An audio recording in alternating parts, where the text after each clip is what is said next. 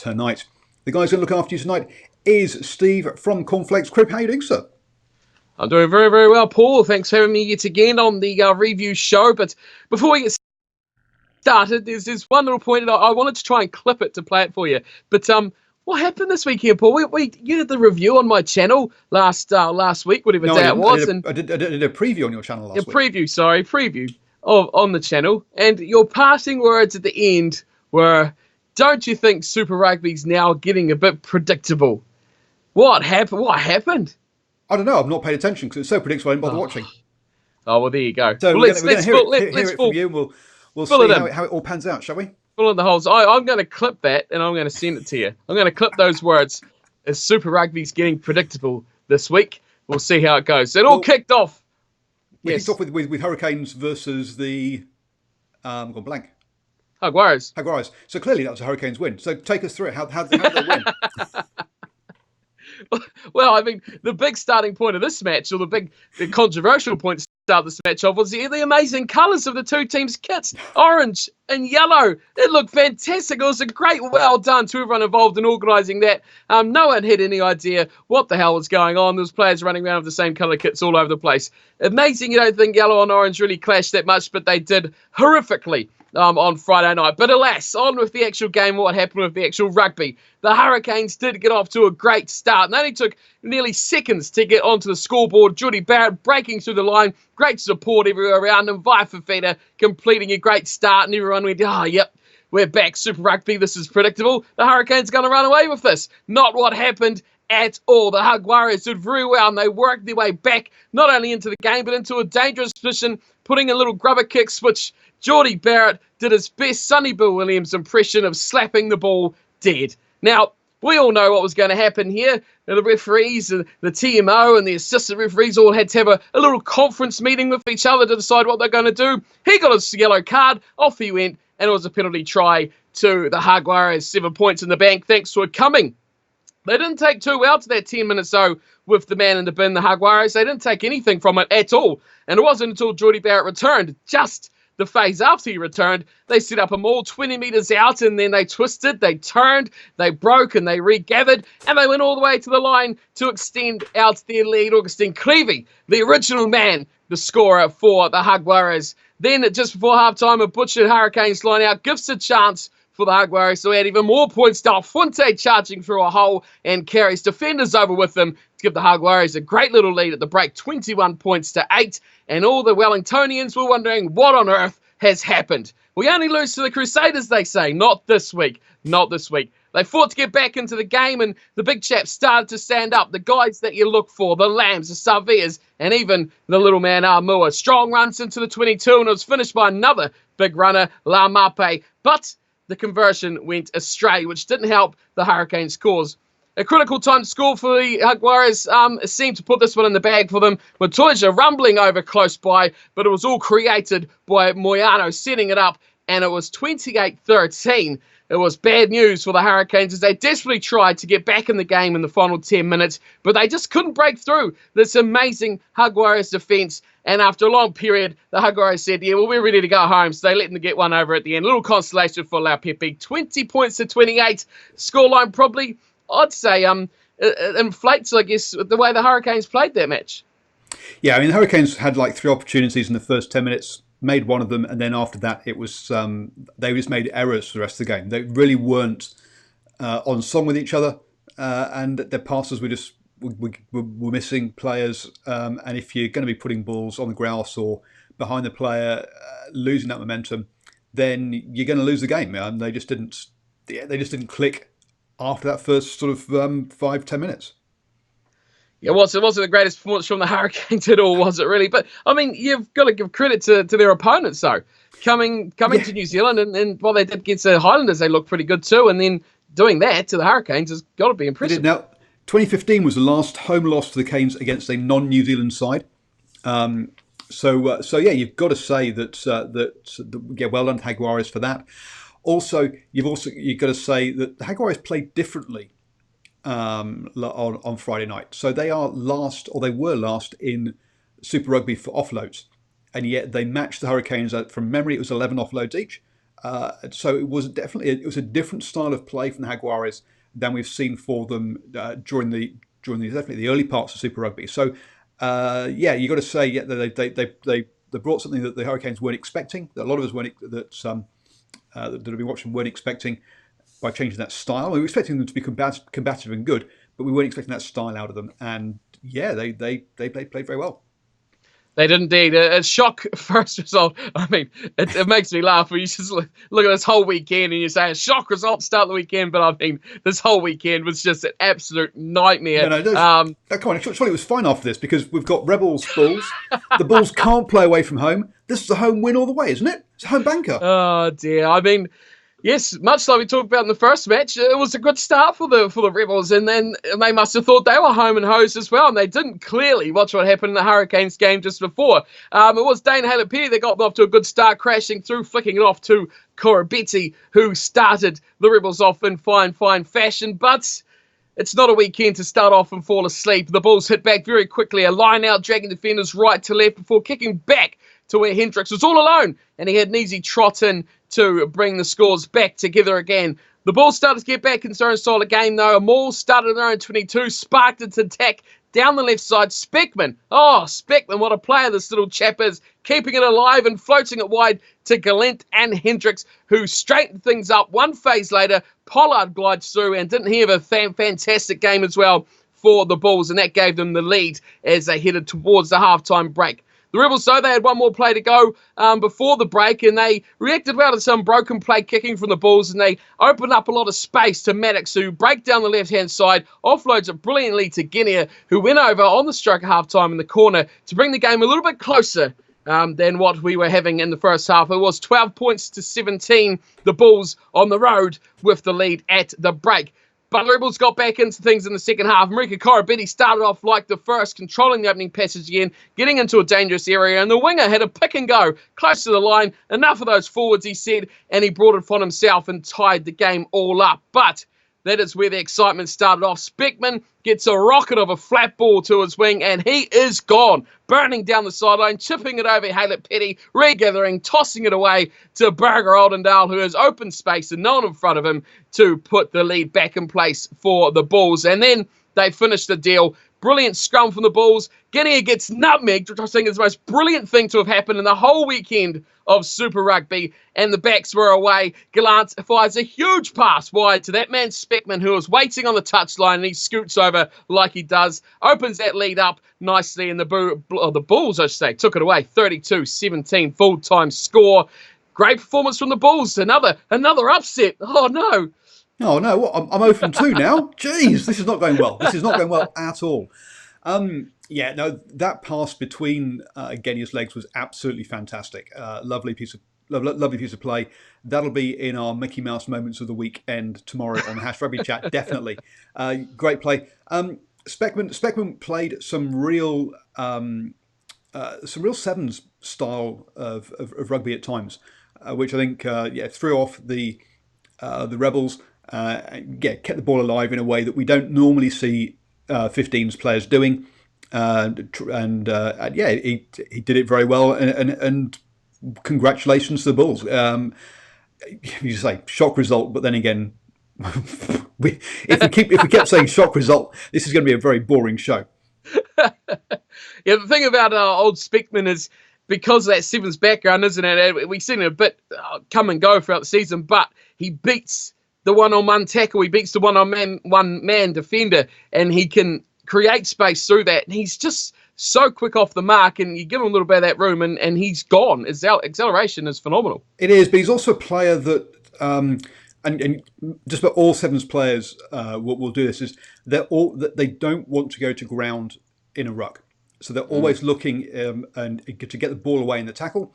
Now, whether you call it a pass or an offload, whatever you want to call it, sure, he's not a Sonny Bill Williams out the back of the hand, one-handed basketball thing from nowhere, but he's keeping that ball alive. He's making sure that it doesn't go dead, and that also did some people. But I'll be honest with you, the most shocking thing of the weekend is Unbiased Rugby telling me he's got 4 out of 6 right at the weekend, and it's just, what? How did you get 4 out of 6 right? That's just nuts. Well, I think what's worse is the email I got from Super Brew today telling me that one guy got the Grand Slam point. Who? Okay, blew my mind. That's out of 192,000. I mean, Yes. or One 196. chap. Anyway, one guy. But who? Anyway, we haven't even got to that game yet. But anyway, I it's know all what good you're because going to next up. say. How? Anyway, we'll move on. Moving on to the Blues. The Blues, right? They always lose to New Zealand teams. The Chiefs are on a roll. This has got to be a Chiefs win. Tell me, how did it go?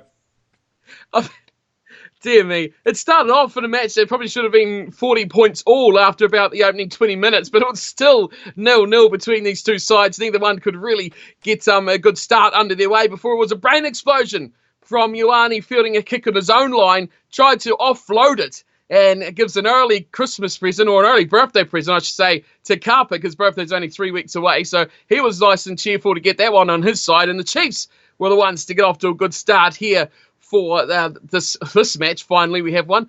Some crazy NTN rugby, and we should have seen possibly at this stage an 86-81 scoreline by now, but the Blues only managed to grab their first points with a great show of acceleration after a turnover again from Plummer. Slides through near the 10-metre line, into the corner he goes. It's 5-5, and the Blues are back in the game.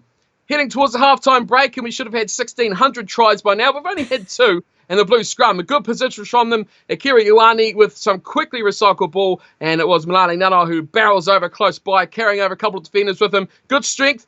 Question marks about the grounding of this try. I don't know if you want to talk about that, Paul, but it was given regardless, and the Blues were holding a slender lead at the break, 10 points to 8 as we head into the second half. A bit of luck going the way of the Blues as the game moves on. Tuanga Fasi's try, another one with a big question mark for me. Seemingly knocking the ball out of his hands by a Chiefs player before he grounded it.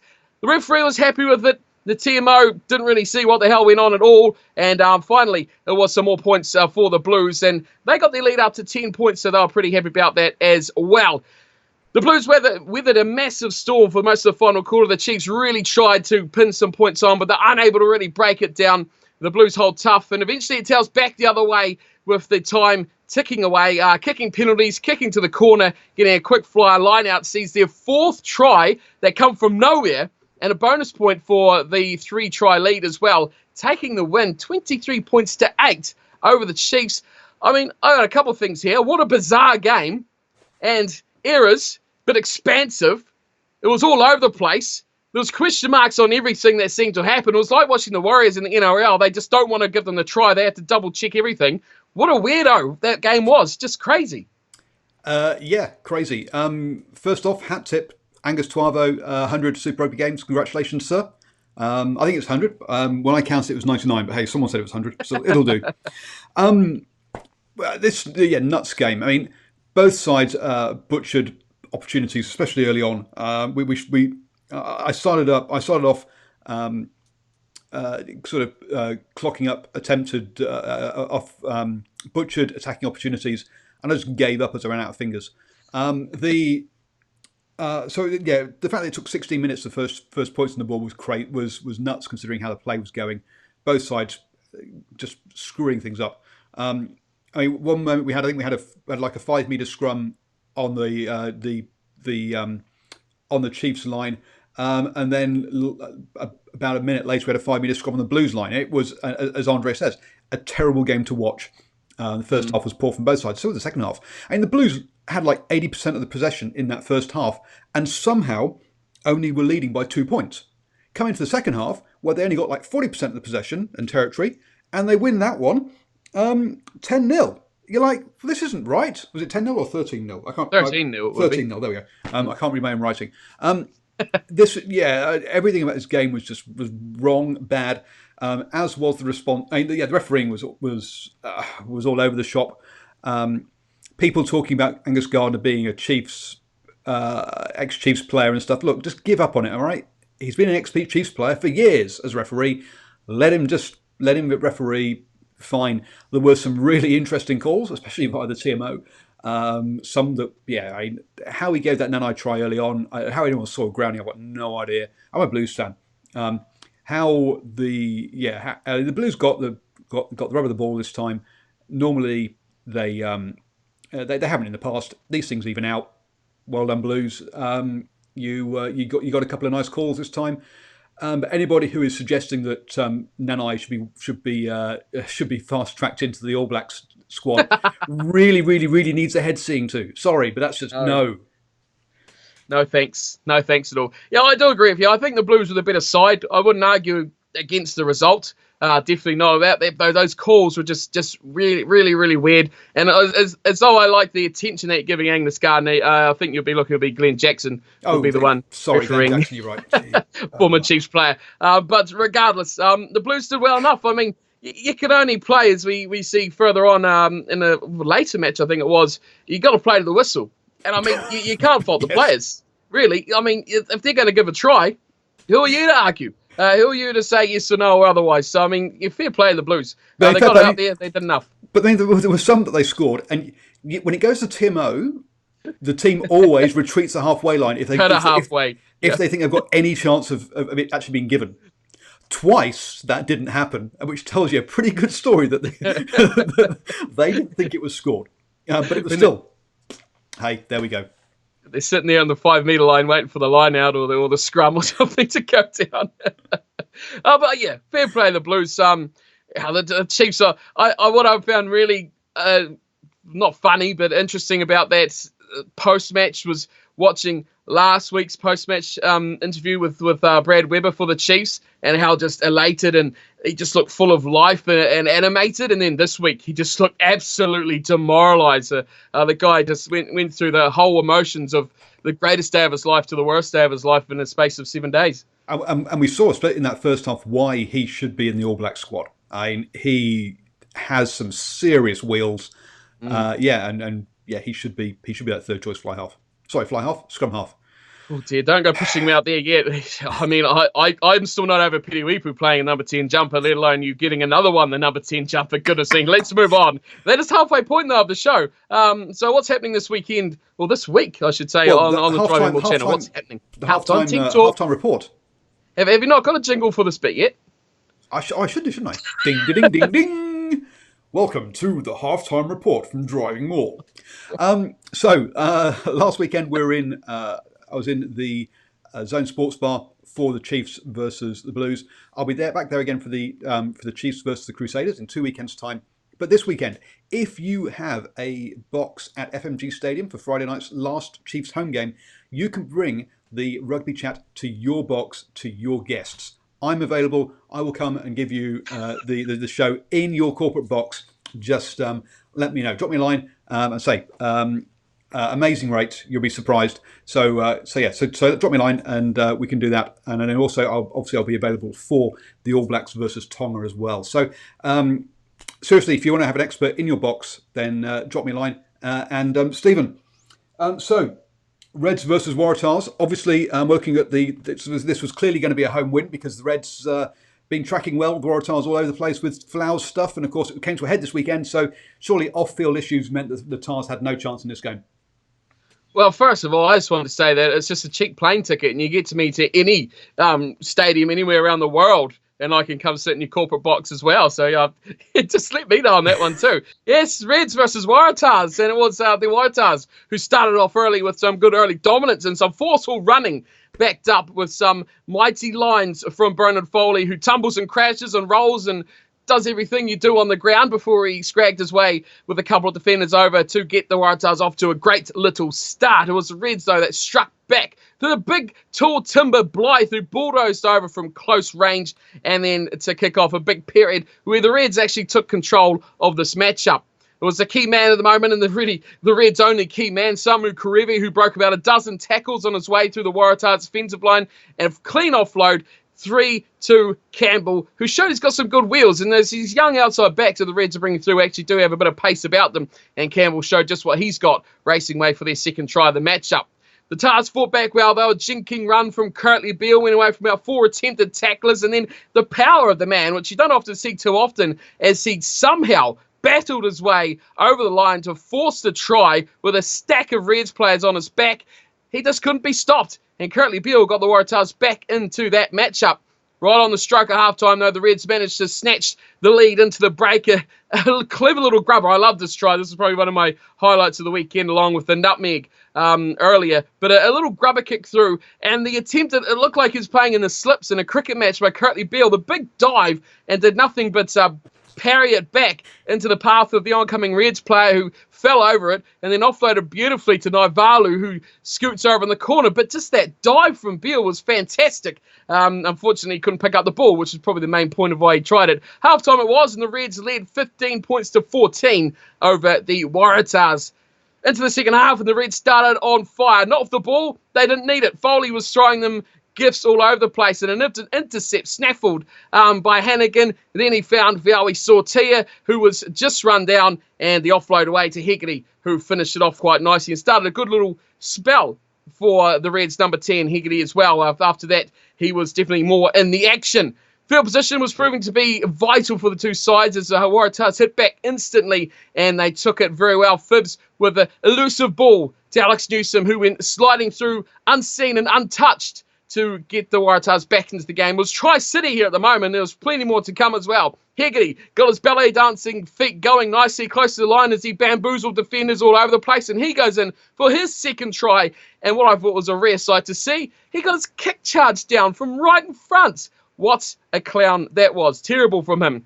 Thunderous running lines for the Waratahs after Curtly Beale ran back some horrible clearing kicks from the Reds. Couple of faces. These guys were absolutely sparking at the defensive line. They finally broke through, and a try was scored by Wells. The Reds mixed it up. Crossfield kick from McGann, and he found, of all people he probably wanted to find, but it was a hooker, Murphy, plodding alone out there. Run a beautiful line off the touchline, and he split some terrible defence in half and crossed over for the Reds, and they had the lead back again. But test match experience is what I'm putting this down to for the Waratahs. They changed the whole way this game was going as they took over and just grinded it down to a halt, and they just penaltied their way to a victory. 3 after 3 after 3, and they took it nicely all the way to a 40-32 victory when they are trailing. Penalties winning the day for the Waratahs. But the Reds, I've got critical bits of the Reds, but what do you think of this one? I think of all the sides you're expecting to grind it out, it's not the Waratahs, is it? I mean, geez, how about? I mean, seriously, doing it against the way of against their very nature. So you got to also ask the question: was tackling? I mean, I've only seen the highlights of this, and I've not checked the stats, but was tackling optional in this game? I mean, we got over 70 points. Jeez, and this was a crazy game. Looking at the highlights, I mean, some wonderful hands, but I'm guessing there were some absolutely abysmal sections in between where all just went crazy and messy as people missed those, because a lot of those were 50. Well, they weren't even 50-50 balls, were they? But they came off in those situations, and it looked fantastic. So I mean, this was great champagne rugby. I guess what Australia needs an exciting, entertaining game with some exciting rugby that people can watch and get behind. So I think, from that point of view, a good game, what Australian rugby needed right now, the right kind of tonic. But please learn how to tackle. What was? Oh, but I was going to say also Hegarty. Hegarty is he the missing fly half that Australia? Oh no, no. I mean, I'm no Australian fan by any stretch, but goodness me, no, not because of my Statman stat at the bottom here. Pretty much it says terrible goal kicking from the Reds. Now 6 tries they scored, 1 conversion. Bernard Foley, 4 out of 4 conversions and 4 penalty kicks. You're throwing out 5 conversions, 10 points, could have been 42-40, and Reds with the win. Yep, true. So it's terrible. I mean, Hegarty was great with ball in hand, but terrible off the tee. I guess to describe this game, I guess you could say it was kind of like the Blues and the Chiefs, except they could finish some chances, because it was kind of all over the shop. But I mean, there was some moments of brilliance, which ultimately, was a big difference. I mean, Quay Cooper, historically good with ball in hand, terrible off the tee. Perhaps it's something they have in Queensland. It's a Reds thing. So it's just a Reds thing. Swap the jerseys. Right, moving swiftly on. Going over to South Africa now. Yeah, well, this one. What do you think is going to happen here? Clearly an away win, because the Highlanders are flying high. They're going well. The Lions have been all over the shop this season. Tell me how it is, because I went Highlanders here. Yeah, me too. I mean, the Waratahs was my only win, and I was fearful that I was getting that wrong as well at some point, especially before they really took it down to the penalties. For goodness me, Highlanders. I'm 4-0. I'm 0-4 so far. Sorry. Yeah, here we go. It's got to be my first win. Tell me, please. I'm 1-3. Oh goodness me, the Lions at home, man. I mean, this is the one that probably the majority got right as well. It was. The Highlanders took off to a better start. Aaron Smith with a quick tap, once again catching defenders napping, and the Highlanders were crossing out wide for the Lions. Can even sort themselves out. They even knew what was happening. Tompkinson getting the finish on that one, and they were behind their sticks without even seeing the ball leave anyone's hands. But one man who I'm going to say his name probably multiple times in here, Quagga Smith. Oh, if you didn't see this game, you should check it out. Quagga Smith was simply phenomenal. Big guys standing up. We've seen it in the past from guys like Marks and things like that. But Quagga Smith, man, his number could be anything from 6 to 15. The way he played, the way he carved defences up, the pace he showed as well, his timing, his composure, brilliant. And he was pretty much all that stuff together was the culprit for Crusaders to score their first try.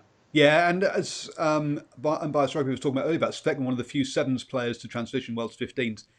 Here's another guy who's transitioned very well. Again, showing his sevens class, very much awake with ball in hand, very much awake to what's happening, as we said earlier. So yeah, always a wonderful player who's I say transitioned very well from sevens and showed his sevens skills in this game.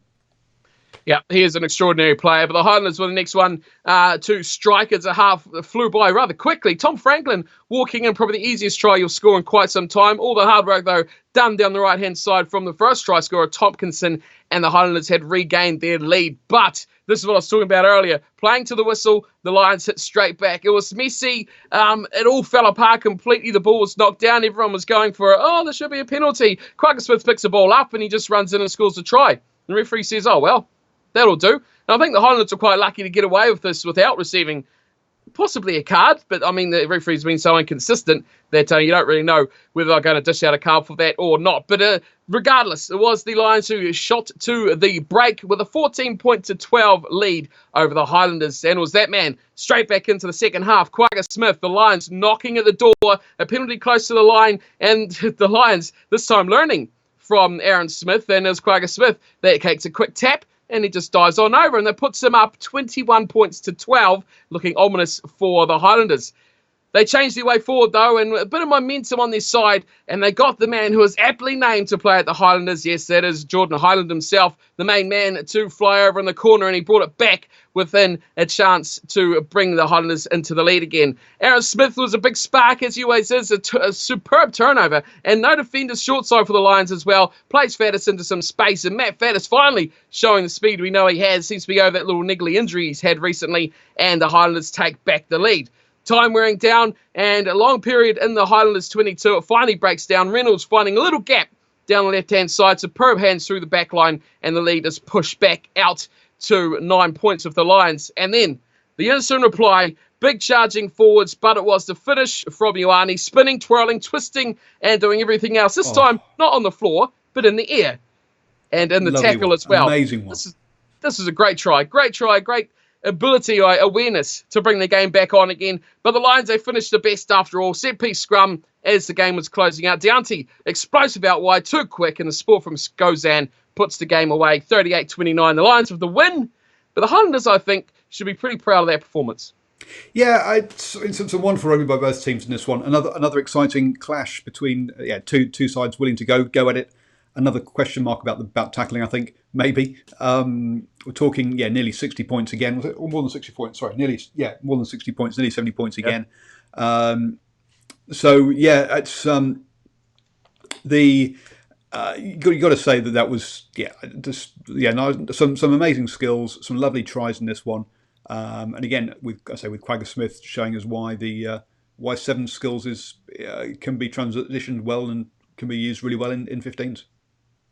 He was my difference for me. It was a close game, but the Quagga Smith factor, that was the telling difference between the two sides. He was phenomenal, and just led that team. You didn't see too much from the other guys, but to have so many of them that can step up made a big difference for them. And it was a good game. Open. It was a very good day for rugby as well. Good weather. It was dry underfoot, all that sort of stuff that you don't expect from winter, I guess. But very good. So it was a great open game. And Janchis also showed his skill with ball in hand, taking it to the line, releasing players. Yeah, well, good play from him as well. The Lions are a good team. I don't know how they've been so poor this season in patches, but that was a typical Lions performance, I think, from what we've seen the last couple of years. Yeah. So I could see them showing a bit more of that in their game. I'm 0-5 so far. I've got Stormers surely Crusaders coming wrong. Up. This is the sure thing. Every game, it's a sure thing. Crusaders are bank every time, right? Oh, dear. This is a controversial matchup. The Stormers at home versus the Crusaders. And it was a start that surprised many. 5 minutes into the game, the Stormers with a set piece and straight up the line out, bang to Khaleesi in the midfield, who just went through a pile of bodies all running in the opposite direction. Stepped some poor sliding, slippery tackling attempts at the back from the Crusaders. And the Stormers had the ultimate start against the ultimate opposition. It took the Crusaders quite a bit of time to get into the game, half an hour before they got their first points. And it was through the line out, they mauled it. And as we've seen a million times this season, they got a try from it. It wasn't a hooker, though, this time. Matt Todd taking over and getting one for the back row. That got the Crusaders into a bit of a momentum, and they needed it too, because the Stormers were at one stage up to 10 points to 0. It was possibly what I describe this match of this part of the match as the greatest but the ugliest try I've seen in quite some time. Messy scrum. They got a penalty from it, the Crusaders, and it was fired out to Crotty, who went deep to Moanga, who was standing quite far back. The defence absolutely gunned it at him, and he just, I don't know how to describe it, dropped it pretty much on his toe. And the ugliest but the most beautiful kick you'll ever see as it squirts pretty much sideways straight into the arms of a waiting David Havili, who just runs straight through as everyone just goes, what on earth was that you just did? And the Crusaders were back in the game, and they were in the lead. 12 points to 10. The two sides head to the sheds. The Crusaders somehow leading that one. And typically, straight after halftime break, like the Crusaders do, scoring a typical Crusaders try. Moanga waiting on the pass, really timing himself beautifully to get past that rush defence. It overran itself, and he pops a short one away to Cody Taylor, who runs away. Big support on his outside as well. The pace of Brad and Nino scorching down the sideline, and it was 19 points to 10. It looked like the Crusaders were in with a grin. The Stormers fought back well, though, and they got a couple of penalties to bring it within 3 points. And that's when the controversy of round 14 really got underway. Two things happened. 74th minute, Sevu Reece scores a cracking try down the right-hand side that was disallowed and has copped a lot of criticism as well for the call. The pass from Enor to Reece, was it forward or was it not? Tough call. The referees deemed it to be forward. And then in the 79th minute, the Stormers made a bold call of their own, just like the referee, taking 3 points to tie it all up with time pretty much up. And they don't let it slip by them either as they tied it up at 19 points all. Time over, a draw. Another draw. Was it a forward pass though? So again, this is one I've seen the highlights for, and we had another. The Stormers also threw a long pass that looked questionably. What was it? Flat? Was it forward? Was it backwards? And it got called. So we saw early on that, or we saw earlier in the game that's how the referee was calling it, and I think he was consistent with it, and therefore. Therefore I've got no problems with it. Unbiased Rugby says even the astronauts on the space station said the pass was backwards. So to me, I hate this whole thing of it was backwards out the hand, but it floated forwards. Rubbish. To me, if it's back, if the ball gets collected in front of where the player passed the ball, it should be a forward pass. Whatever. If you all this momentum stuff, well, just throw it further backwards so it eventually goes backwards then, folks. We're just making it, we've overcomplicated the situation, and it should be, I say, in my mind, and okay, it's not how the laws are interpreted and they're told to officiate it, but for me, if you throw the ball and the guy collects it in front of where you threw it, it's a forward pass. Doesn't matter how fast you're running. So you should throw it backwards. So I've got absolutely zero problems with this whatsoever, because yes, he was in front of the player, in front of where the player threw it. Now, yeah, I get this whole momentum rubbish, but that's whatever. So I've got a problem with it at all. What about you? It's well, I watched it. I frame by frame, even slowed it down to try and catch a glimpse. Yeah, what you're saying, it was definitely forward from where he passed it to where he caught it. But also, like you say, that's not technically the laws of the game, is it? So that's where it becomes opinionated, and it becomes harder to really gauge who was right. At the end of the day, I think it did go backwards out of his hands because the way he passed it, but then it did go forwards to re-catch it. So, I mean, that could have been given fine, a try, perfectly fine any other day, and we wouldn't have even been talking about it. The fact that it was marginal, I mean, how many marginal passes do we see every day? That Bulls try at Speckman earlier in the round, that was a horribly flat pass. And I mean, if they got called forward, you'd be saying, yeah, okay, fair enough. So it's a really hard line to separate because a lot of passes that are forward are missed, and it's hard to gauge because it becomes like too many rules that it's an opinion on what a ref thinks that situation is, and that's where it gets, like you say, overcomplicated and makes it hard. By the letter of the law, I don't think it was forward. By the physics of where he caught it and where he threw it, there was forward. So yeah, take from that as you will. Yeah, I mean, but still, Andre says, yeah, frame by frame, it was 3 meters forwards, but that's not normally officiated like that. You're quite right; exactly. It's not normally officiated like that. But I don't have a problem with it being officiated that way. Andre makes another good point. South African teams are getting slated for their approach against the Crusaders. Every other team trying to match their running game loses. Who's getting it right? Personally, I'm quite happy for the Crusaders to lose this one. Giving up that many penalties, like they've been getting away. They've been allowed to cheat and give away penalties to win them games. So to me, I'm happy. I think I think them losing some due to giving away penalties isn't a bad thing for rugby, because I don't think we should be seeing the team that gives away the most penalties winning every single game. The difference is with the Crusaders, isn't it, that they'll give you 3, you can have 3, but we'll get that territory back the other way and we'll score 7, and 7's always going to beat 3 if that's the flow of the game back and forwards each way. So yeah, I mean, it's good for the game. It's good for everything. I mean, the Stormers, we were talking about this season potentially or most likely being over because likelihood is they'll lose this matchup. A draw, don't know if that really helps them, but I mean, confidence and looking forward, it's going to be good for them. So how many draws is that we've had this season? I'll tell you, too many. And that's the long and short of it. And that is round 14 of Super Rugby here with us. Yeah, I mean, I'm 0 from 6. I didn't get any right this weekend. So for me, as you say, during your preview, I said it looks like that Super Rugby is getting a bit more predictable because the previous round, things actually seemed to have settled down and we weren't just having crazy results. This weekend just threw that totally out the window and I got nothing right. So there we go.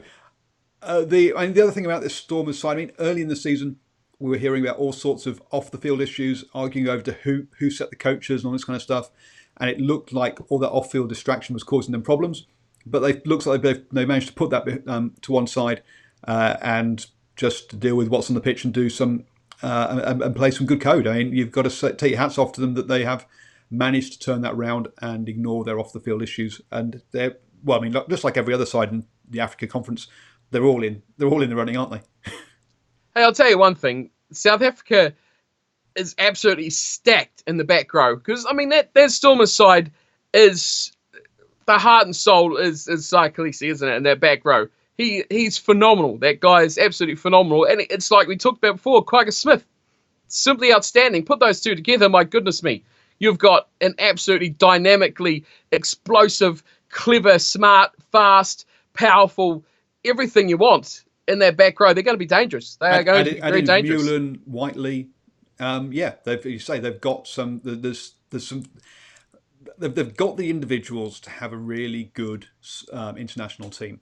The question is, can they put it all? Can the jigsaw pieces come together, or do the jigsaw pieces not quite fit with each other? That's been the problem for South Africa, and always will be. I think. So yeah. Tough one to pick, isn't it? It is a tough one to pick, but we should. The Rugby Championship is already looking like it could be a great laugh. So thank you very much, Stephen. Everyone, go check out the Cornflakes Crib YouTube channel. for Stephen's gaming rugby videos, as in computer gaming, not as in gambling gaming, and then also his previews that he does every single week. I will be back tomorrow night with the Hash Rugby Chat. Joining me will be Stephen and John O'Connor. Wednesday night, the All Blacks edition we'll have to see because I'm out and Arthur's still recovering from his surgery, so I'm not quite sure how we'll handle that one. So we may or may not have an All Blacks edition on Wednesday night. But we'll be definitely, Ryan and I will be doing the Super Rugby preview on Thursday. So check back at 8 p.m. for that as well. Don't forget, subscribe up there to the channel. Down there is a link to how you become a supporter of the channel through Patreon, where I give my opinion pieces such as why is Super Rugby so close this year. Over there are 2 videos that the Artificial Intelligence at YouTube says you'll enjoy. So you can always go have a click on those as well. Bye. Oh dear.